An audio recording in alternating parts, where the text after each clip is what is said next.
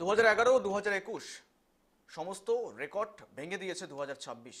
Record সংখ্যক মাত্রায় ইতিহাস তৈরি করেছে, নতুন নজির করেছে বাংলার ভোট এবং রাজ্যের প্রথম দফা নির্বাচনেই কার্যত বলা যেতে পারে যে পরিসংখ্যান লক্ষ্য করা যাচ্ছে তাতে ট্রান ওভার কিনা নাকি পলিটিক্যাল মোটিভেশন, এই প্রশ্নেরই উত্তর খোঁজার চেষ্টা করবো আজ। নমস্কার, দেখছেন কেটিভি বাংলা, সঙ্গে আমি গৌরব রয়েছি।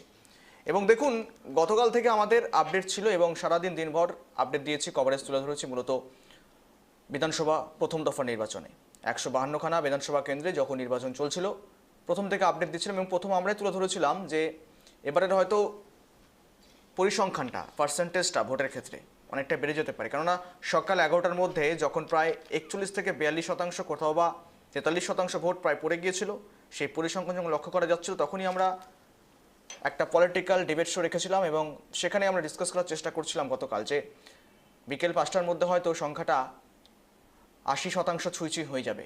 ঠিক তাই, তারও উপর হয়ে গিয়েছিল গতকাল এবং সেখান থেকেই বলা যেতে পারে প্রথম দফার নির্বাচনেই কার্যত এক প্রকার যেই হাই ভোল্টেজ ময়দানে হাই ভোল্টেজ লড়াই দেখলাম, আমরা প্রতিদ্বন্দ্বিতা দেখলাম, সেখান থেকে হয়তো কার্যত একটা বিষয় ইঙ্গিত পাওয়া যাচ্ছে যে মূলত যেই ভয়ভীতির রাজনীতি, যেই কার্যত বোমাবাজি গোলাবাজির যেই একটা বিষয় ছিল, মানুষ সকাল থেকেই লাইনে দাঁড়িয়ে ভোট দিয়েছেন এবং সে রকমের অশান্তি বা তীব্র বাদানুবাদ কোথাও দেখা যায়নি। ছোটোখাটো বিক্ষিপ্ত ঘটনা দু এক জায়গায় হয়েছে এবং সেখান থেকে বিক্ষিপ্ত অশান্তিগুলো ছড়িয়েছে গোটা রাজ্য জুড়ে, আনাচে কানাচে। এমনকি ইভিএম বদলের অভিযোগটা উঠে আসছে বেশ কিছু বিধানসভা কেন্দ্র থেকে। সেই বিষয় নিয়ে যেমন ডিসকাস থাকছে, পাশাপাশি আমরা ডিবেট শো রাখবো। তার আগে একটা ছবি দেখাই আপনাদের, তার আগে গ্রাফিক্যাল প্রেজেন্টেশন রাখতে বলছি আমি। এক এক করে বিভিন্ন জেলায় ভোট শতাংশের হারগুলো দিয়ে শুরু করি। বঙ্গে ভোটদানের হার 92.69%, 79% যেখানে আলিপুরদুয়ারে 92.52%, বাঁকুড়াতে 91.56%, নজিরবিহীন প্রথম দফার ভোট। বীরভূম 94.45%, কোচবিহার 96.04%, দক্ষিণ দিনাজপুর 95.39%, দার্জিলিং 88%, জলপাইগুড়ি 94.59% অর্থাৎ 59%, ঝাড়গ্রাম 92.14%, কালিম্পং 83.06%, মালদা 94.32%, মুর্শিদাবাদ 93.55%, পশ্চিম বর্ধমান 90.31%, পশ্চিম মেদিনীপুর 92.16%, পূর্ব মেদিনীপুর 91.09%, পুরুলিয়ায় 90.71%, উত্তর দিনাজপুর 94.10%। আবারও দেখুন, রিপিট চলছে, কিন্তু প্রশ্নের বিষয় বা উত্তর খোঁজার চেষ্টা করব। দেখুন, একটা বিষয় তো আপনারা ক্লিয়ার হতে শুরু করেছেন। কার্যত যে সমস্ত এলাকাগুলোতে অশান্তি হতো, যে সমস্ত এলাকাগুলোতে একটা তীব্র গণ্ডগোল তৈরি হতো প্রতি ভোটে, কার্যত সেসবই এবার দেখা যায়নি এবং সেই সমস্ত জায়গাগুলোতেই আপনারা যদি লক্ষ্য করেন ভোটের শতাংশতা সবচেয়ে বেশি। মুর্শিদাবাদ বলুন, মালদা বলুন, উত্তর দিনাজপুর বলুন, কিংবা দক্ষিণবঙ্গের বলতে চাইছি এক কথায় জঙ্গলমহলের একাধিক এলাকায় বলুন না কেন, সেই সমস্ত এলাকাগুলোতে যেগুলোতে তপ্ত থাকতো রাজনীতি, তপ্ত থাকতো ভোট হিংসা পরবর্তী মামলায়, সেই জেলাগুলিতে কার্যত ব্যাপক হারে ভোট পড়েছে। মুর্শিদাবাদ 93.55%, বর্ধমানের কথায় আসবো না, কেননা সেইভাবে কোনো বিক্ষিপ্ত অশান্তির ঘটনা এই সমস্ত জায়গাগুলোতে অন্তত দেখা যায় না। পশ্চিম মেদিনীপুরে যদিও বা বিক্ষিপ্ত ছোটোখাটো অশান্তি ঘটে গিয়েছে এবং সেখান থেকে বড় কোনো ব্যাপক মাত্রায় কনফ্লিক্ট দেখেনি। এবারে কিন্তু বলা যেতে পারে গুলিশূন্য ভোট হয়েছে, মৃত্যুশূন্য ভোট হয়েছে প্রথম দফা। আর এ নিয়ে আজকের আলোচনা, সেখান থেকেই মূলত এই নির্বাচনের কমিশনের যে তথ্য, তা প্রথম দফার ভোট 92.79% এবং সবচেয়ে বেশি কোচবিহারের 96%-এর বেশি, তারপর দক্ষিণ দিনাজপুর, জলপাইগুড়ি এবং সব জায়গাতেই পায় 94%-এর উপরে। কিন্তু এটা কি শুধু সংখ্যা নাকি ভোটের পেছনে রয়েছে কোনো বড় ফ্যাক্টর? এসআইআর বা স্পেশাল ইন্টেনসিভ রিভিশন প্রশ্ন থাকছে। উত্তর খুঁজব। দেখুন, যে সময় আমরা দেখেছিলাম প্রায় 40 লক্ষ ভোটারের নাম বাদ পড়েছে তালিকা থেকে, সেই স্বাভাবিকতাই প্রশ্ন উঠছে, এটা কোথাও হাই টার্ন আউট, নাকি উৎসাহ, নাকি নাম কেটে যাবে সেই আতঙ্ক? সেই ছন্দেই মানুষ এবার ভোটটা ঠিক দিয়েছেন।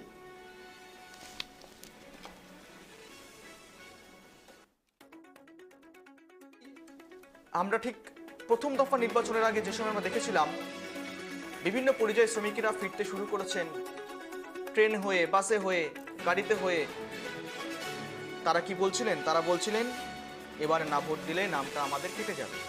এই একটা আতঙ্ক থাকছে, একটা গুজব থাকছে, এবং সেখান থেকেই হাই টার্ন আউট, নাকি মানুষের উৎসাহ, নাকি নাম কেটে যাবে এই আতঙ্ক, অনেকগুলো বিষয় রয়েছে। আর এখান থেকেই 2011, 2021, 2026 সমস্ত রেকর্ড ভেঙে দিল এবারের প্রথম দফা নির্বাচন। আর সেখান থেকেই জনমত কার পক্ষে যাবে না যাবে সেই বিষয় নিয়ে আমরা আলোচনা করছি না, কেননা এমসিসি রুল রয়েছে, কোনোভাবেই এক্সিট পোল আপনাদের সামনে রাখতে পারবো না, কিন্তু আমরা আলোচনাটা করতেই পারি। আর সেখান থেকেই বিভিন্ন প্রতিনিধিদের কাছ থেকে প্রতিক্রিয়া নেওয়ার চেষ্টা করবো। বিভিন্ন দলের প্রতিনিধিরা থাকবে। বঙ্গে ভোটদানের হার 92.79%।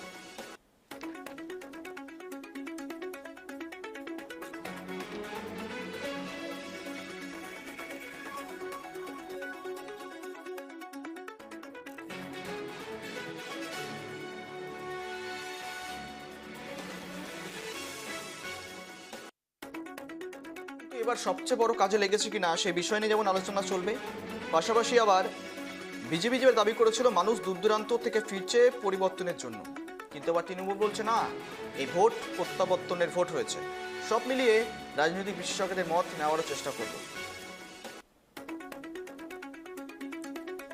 কিন্তু বেশি ভোট মানেই কি অ্যান্টি ইনকামবেন্সি?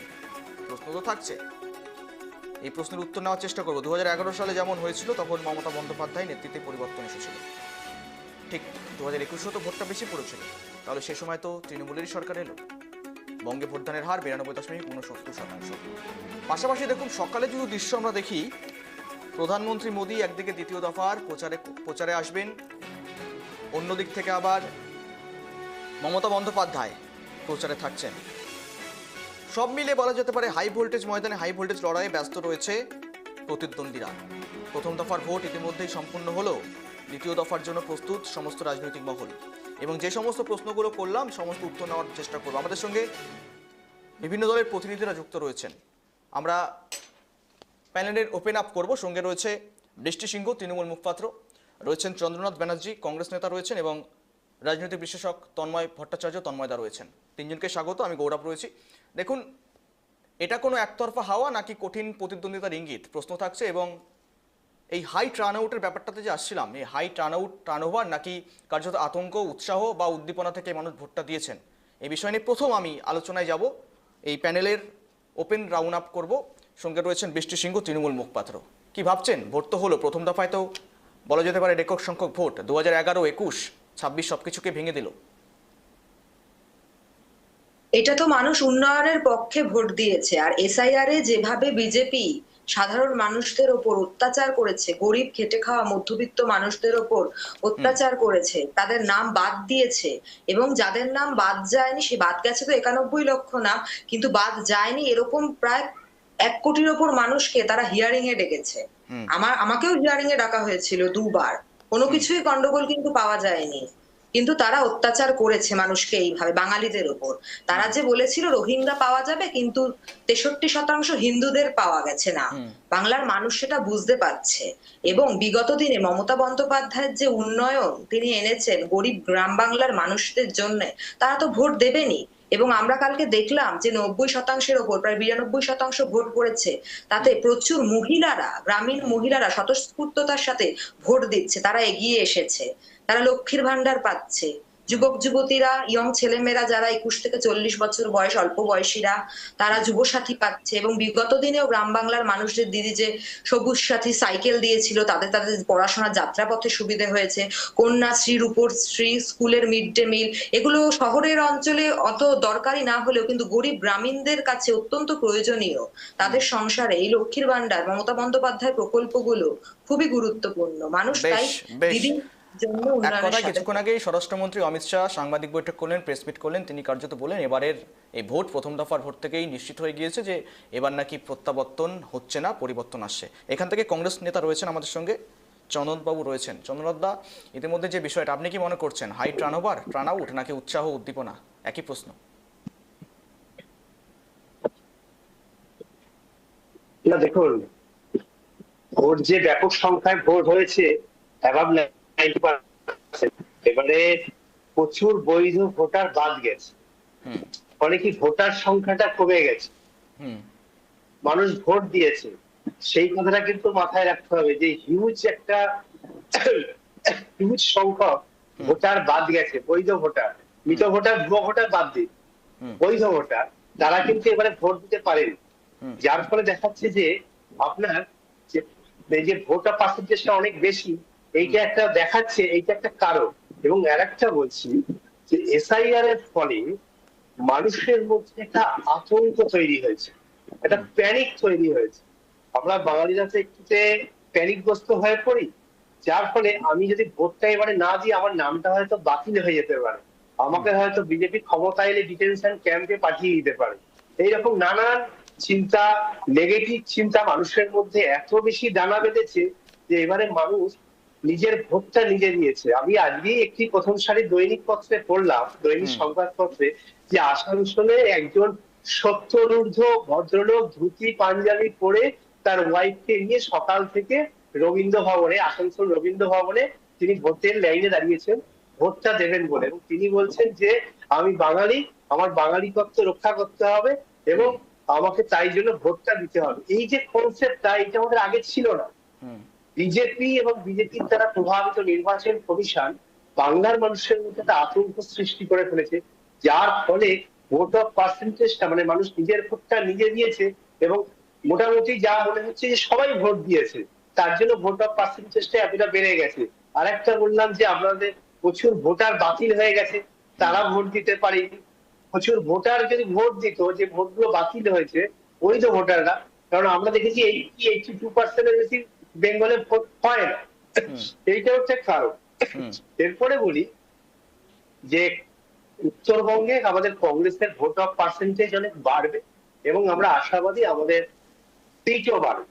এবং সার্বিক পরিস্থিতিতে পশ্চিমবাংলায় যে মেরুকরণের রাজনীতি চলছে, এই 2026-এর বিধানসভা নির্বাচনে এই মেরুকরণের রাজনীতি এবং বিজেপি ও তৃণমূলের যে বাইনারি পলিটিক্স, সেটা মুখ থুবড়ে পড়বে।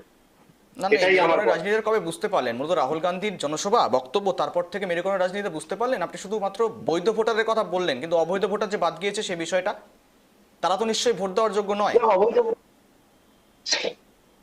আমি বলি দাদা, অবৈধ ভোটার কারা?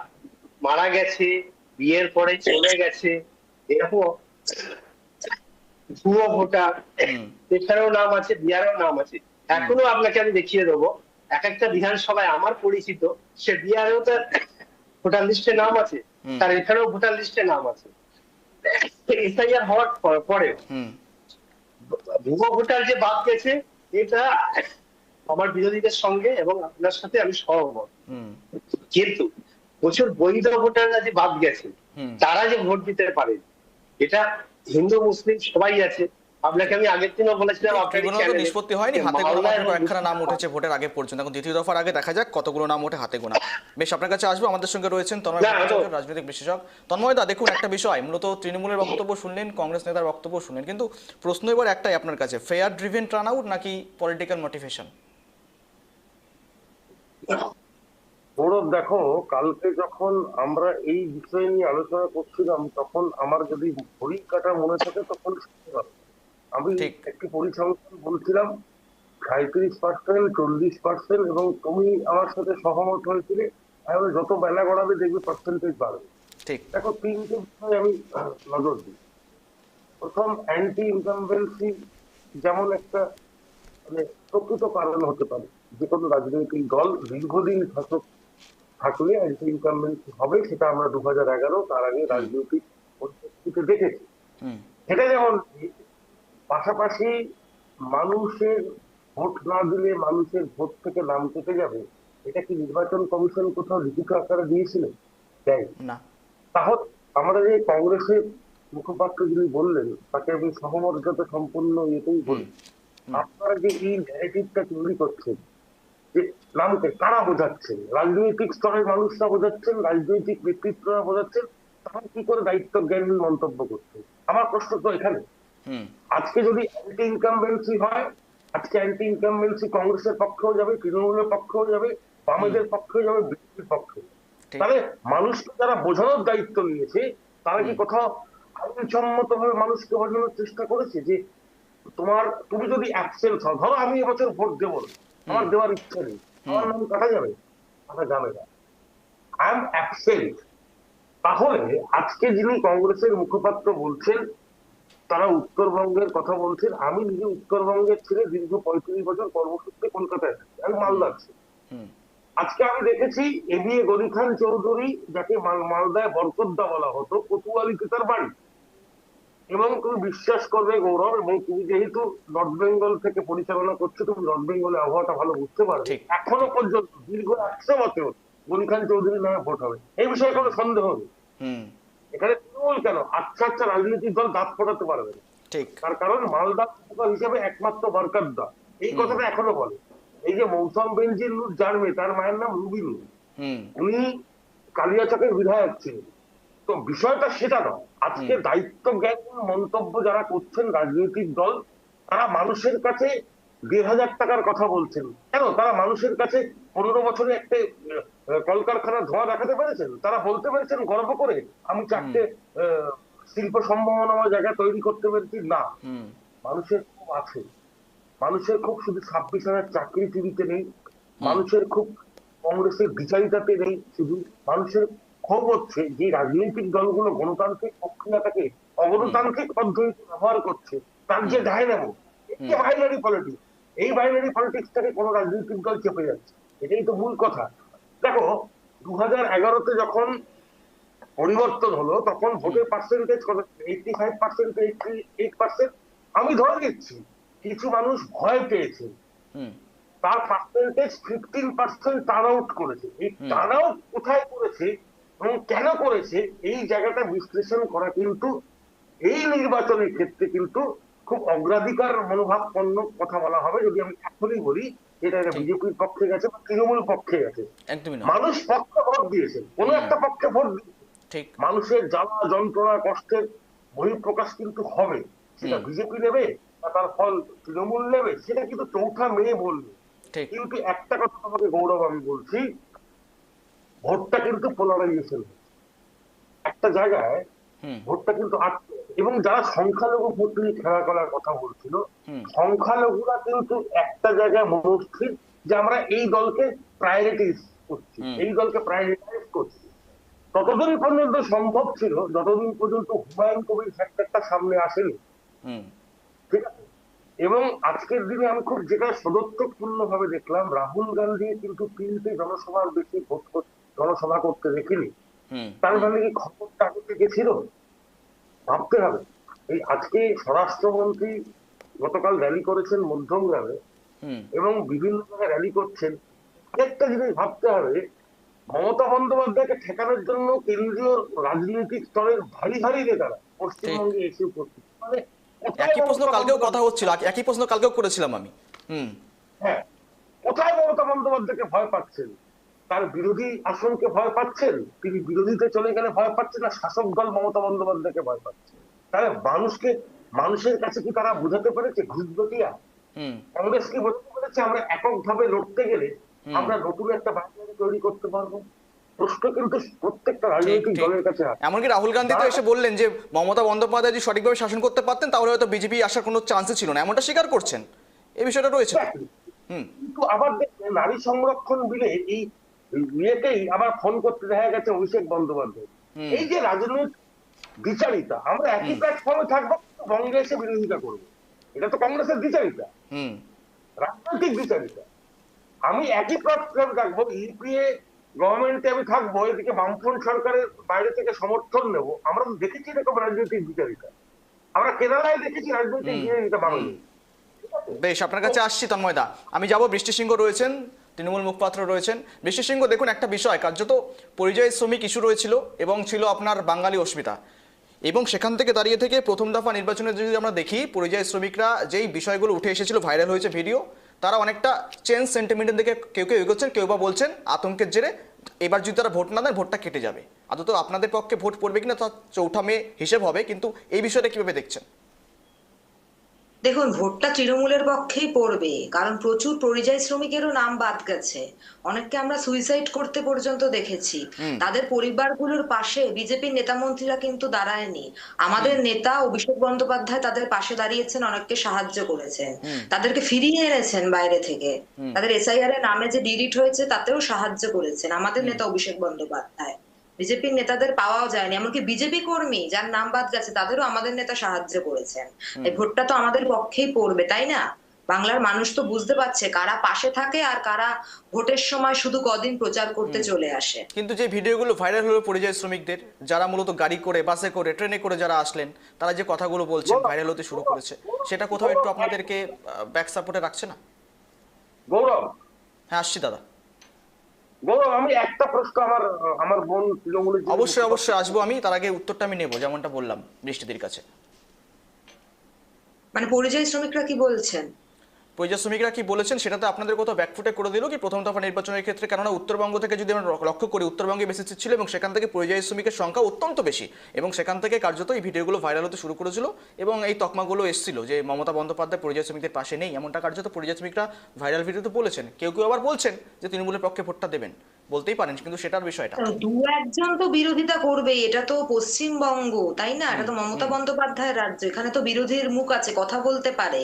এটা তো আর বাম আমল নেই যে মুখ বন্ধ করে রাখা হবে, বা সোশ্যাল মিডিয়া নেই, কোনো কিছু কেউ জানতে পারবে না, গোপনে সব হয়ে যাবে। বিরোধীদের তো এখানে সুযোগ দেওয়া হয়েছে, দু একজন বিরোধিতা করবেন, কিন্তু বেশিরভাগ মানুষই আমাদের পক্ষে রয়েছেন। বেশ, আমি উত্তর নেব চন্দ্রনাথ ব্যানার্জির কাছ থেকে, কংগ্রেস নেতা রয়েছেন। তার আগে আমি একটা বিরতিতে যাব, বিরতি রয়েছে আমাদের, তারপর তন্ময়দার কাছে আসবো। তন্ময়দার জন্য কোশ্চেন রয়েছে, একেবারে কোশ্চেন রয়েছে বৃষ্টির জন্য। এখন সময় বিরতির, সঙ্গে থাকুন।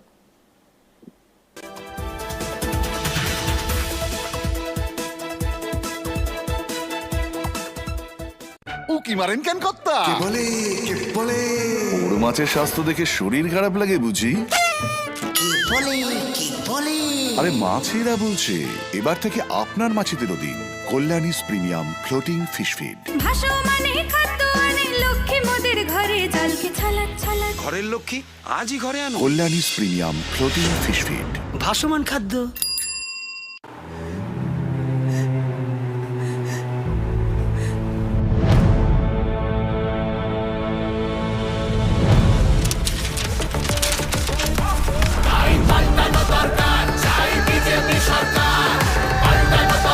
হয় আউট ভরসাই, বিজেপিকে ভোট দিন।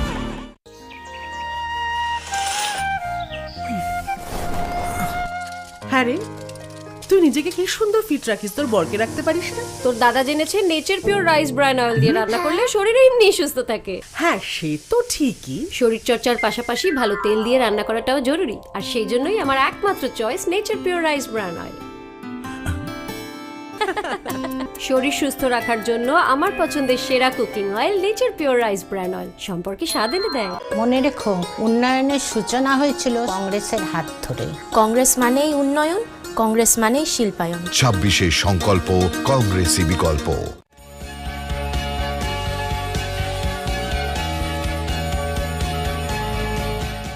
গুড মর্নিং বেঙ্গল দেখুন প্রতিদিন সকাল 7:57 শুধুমাত্র কেটিভি বাংলায়।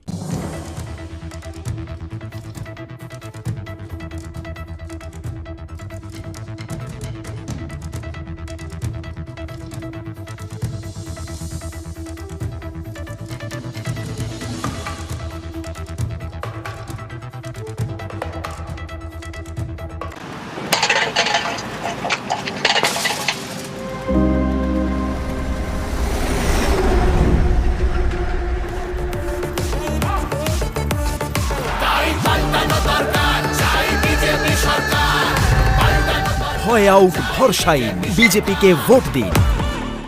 রাজ্য থেকে দেশ সব খবরই তুলে ধরবো আমরা। খবরের ভেতরের খবরটা আসলে কি, দেব তার ইঙ্গিত।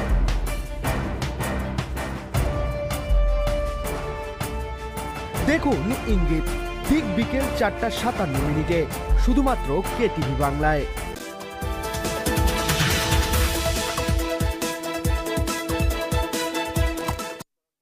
ফিরলাম বিরতির পর, আমাদের প্যানেল চলছে এবং সেখান থেকে আমি উত্তর নেওয়ার চেষ্টা করবো। যেমনটা বলেছিলাম বিরতির আগে, চন্দ্রনাথ রয়েছেন কংগ্রেস নেতা।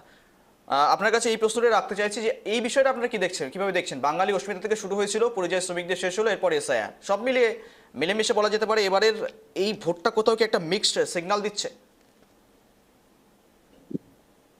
হ্যাঁ দেখুন, মিশ্র প্রতিক্রিয়া তো আছেই।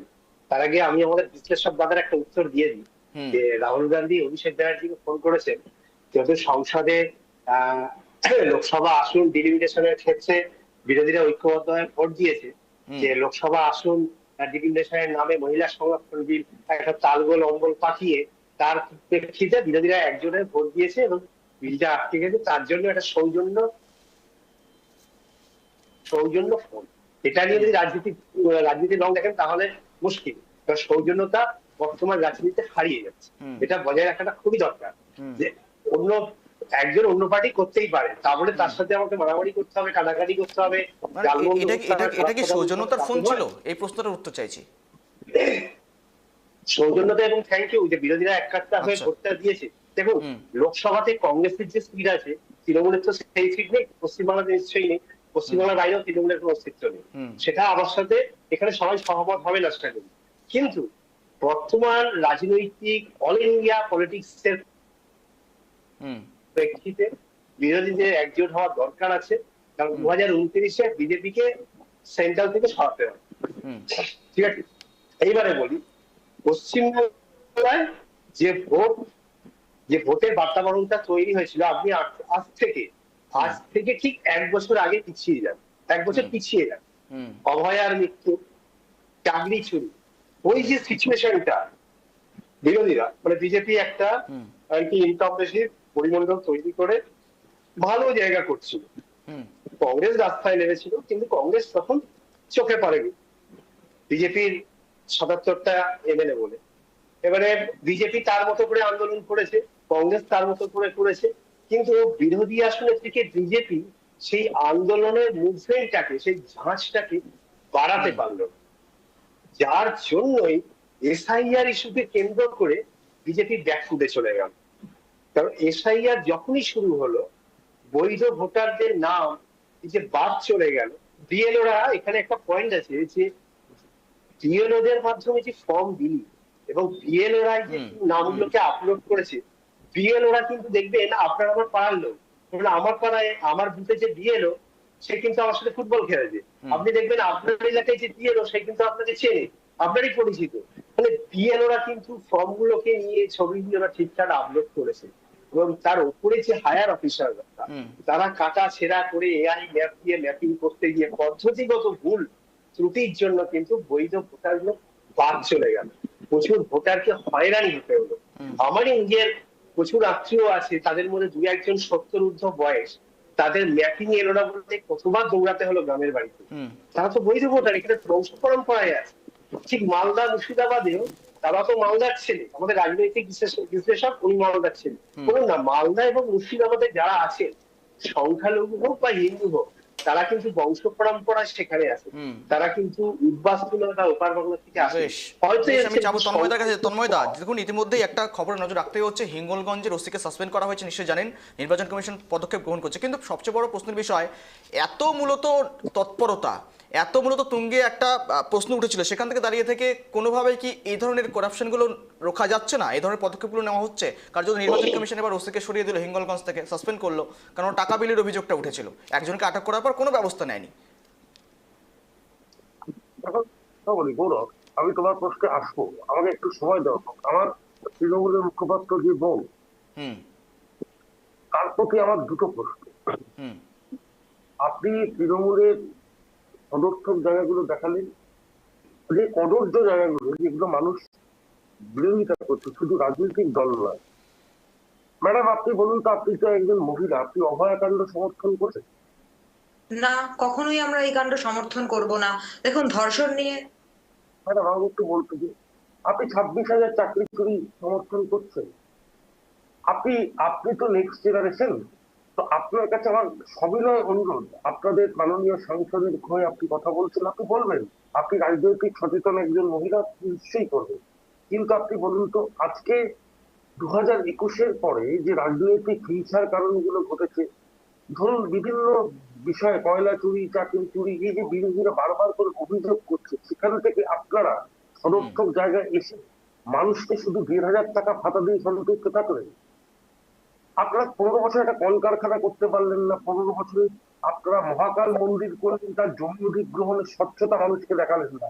কিন্তু সিঙ্গুর আন্দোলনে যখন টাকারা জমি অধিগ্রহণ করলো, তখন বামেদের প্রতি আপনারা উৎসাহ প্রকাশ করলেন। এতগুলো অ্যান্টি ইনকামবেন্ট, আপনি যদি আমাকে বলতে পারেন একটা পর একটা প্রশ্ন আপনাকে আমি করতে পারি, কিন্তু সেই অস্বীকৃতি আপনাকে ফেলবো না, কেন আপনাকে তৃণমূলটা করতে হয়। যাই হোক, সেই প্রসঙ্গে আমি যাচ্ছি। আমার প্রশ্ন হচ্ছে একটাই, গৌরব, আজকের দিনে যেখানে দাঁড়িয়ে মানুষের মধ্যে যে প্রশাসন নিয়ে একটা স্বচ্ছ ভূমিকা থাকার কথা ছিল, প্রশাসনের যে পদক্ষেপ ভূমিকা থাকার কথা ছিল, এত কড়াকড়ির পরেও তুমি একটা জিনিস দেখো, আজকে তো প্রশাসক, আমি উত্তরগুলো দেবো, ওনার বলা হলে বলছি। হ্যাঁ, আসবো। আমার প্রশ্ন অভিনয় থাকলো আপনার কাছে, আপনি যেহেতু শাসক দলের মুখপাত্র হিসেবে কথা বলছেন, আমি খুব সাধারণ মানুষ, তো এই আর কি। তো বিষয়টা হচ্ছে, যখন মানুষের আস্থা চলে যায় প্রশাসন থেকে, তখন কেন্দ্রীয় সরকার বলো, নির্বাচন কমিশন বলো, তারা তাকে বিধি নিয়ম চালু করলো, তারপরেও দেখা গেল প্রশাসনের আধিকারিকে তার স্পর্ধা, তখন টাকা বেরিয়ে হচ্ছে, সেক্ষেত্রেও তারা নীরব দর্শক। আজকে আমরা দেখেছি বিজেপি প্রার্থীকে মানুষ মারছে, সেখানেও পুলিশ নীরব দর্শক। তাহলে পুলিশের ভূমিকাটা এই গণতান্ত্রিক পদ্ধতি বলা হচ্ছে না, গণতান্ত্রিক পদ্ধতিতে স্বচ্ছ ভূমিকা, সবার ভোট দেওয়ার অগ্রাধিকার, এটা চকলেটের মূলক। আজকে এই 50 বছর বয়সে এসে না এত কিছু দেখে ফেললাম, হয়তো বয়সটা খুব একটা বেশি ফ্যাক্টর নয়।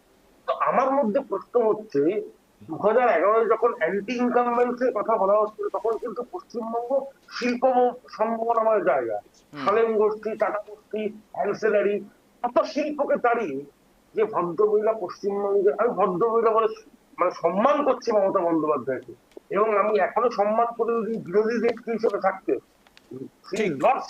আমরা আসবো একটু স্ট্যান্ড পয়েন্টে, আমরা আসবো, সময় একদম কম, কারণ ইতিমধ্যে প্রধানমন্ত্রী নরেন্দ্র মোদীর জনসভা রয়েছে, জনসভার দিকে নজর রাখতে হবে আমাদের। পানিহাটিতে রয়েছে, একাধিক এলাকাতে জনসভা রয়েছে। আমি যাবো বৃষ্টিদির কাছে, বৃষ্টিদি রয়েছে।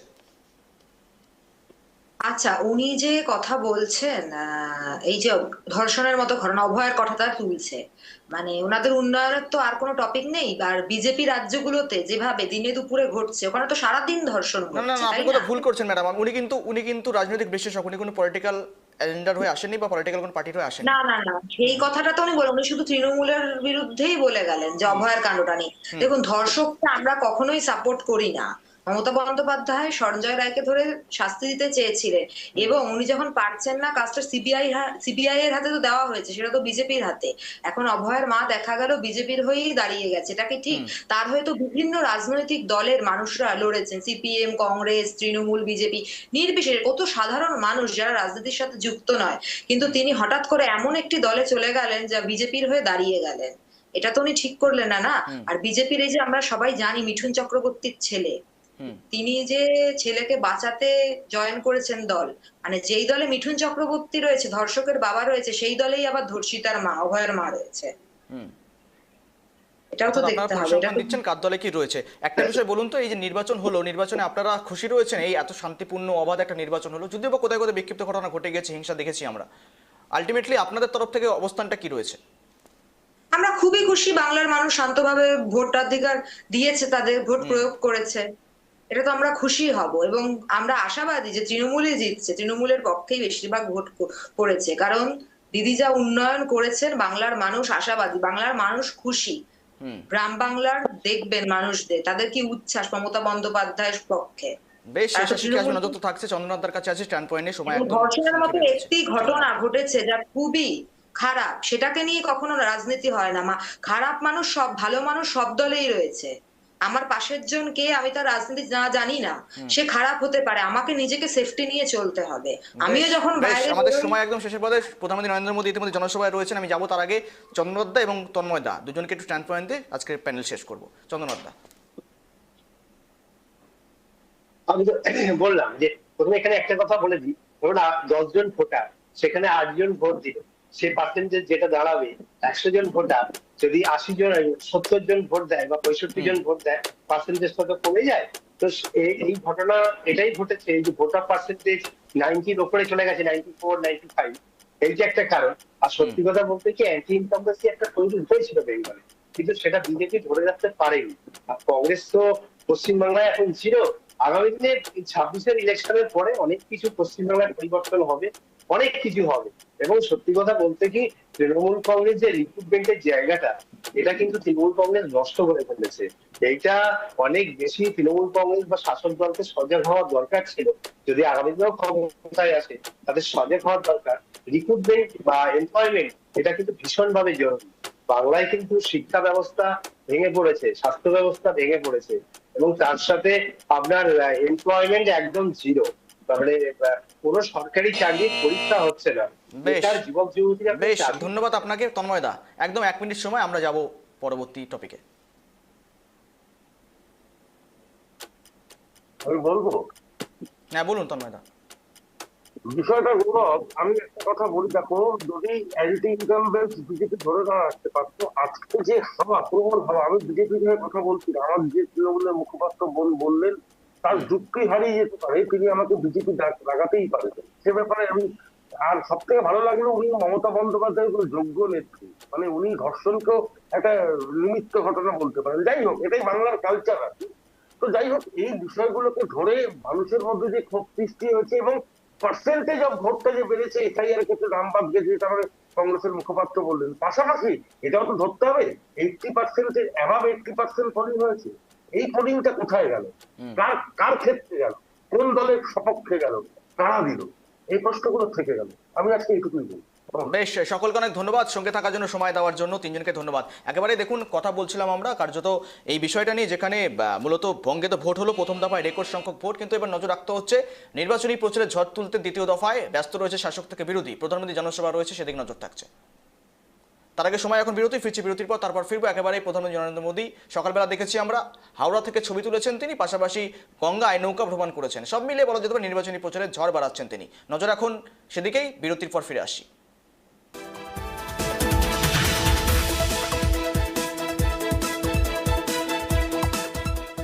Nature pure -17 cholesterol free rice bran oil দ্রুত আপনার খারাপ কোলেস্টেরল দূর করে। শরীর সুস্থ রাখার জন্য আমার পছন্দের সেরা cooking oil nature pure rice bran oil, সম্পর্কে স্বাদ এনে দেয়। উন্নত সমাজের সূচনা হয় কংগ্রেসের হাত ধরে, ডক্টর বিধানচন্দ্র রায়ের আমলে। তাহলে কি এই হাতি আমাদের ভরসা?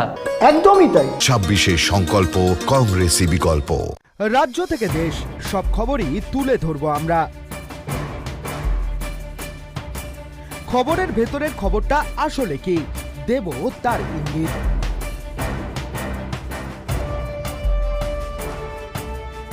দেখুন ইঙ্গিত, ঠিক বিকেল 4:57 শুধুমাত্র কেটিভি বাংলায়।